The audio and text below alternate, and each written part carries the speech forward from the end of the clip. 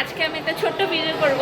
আমরা এখন পিৎজা পার্টিতে যাচ্ছি অ্যান্ড আমাদের রুমটা যেহেতু একদম মন্দিরের পাশে, সো আমি তোমাদের মন্দিরের ভিউটা দেখাই।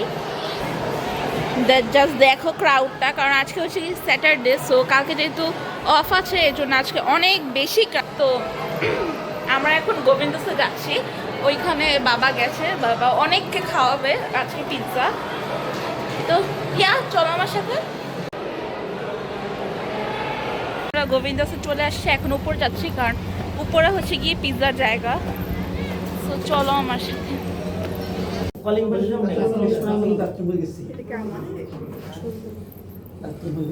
এখন আছে না, এখন পরিবেশ অনেক ভালো হয়ে গেছে।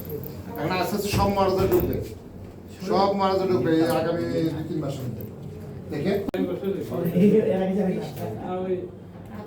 এখন যেতে পারবে, এখন গুরু মহারাজ ঢাকা যাবে, ঢাকা বিগ্রহ মেন উনি হচ্ছে বাঙালি নিয়ে একটা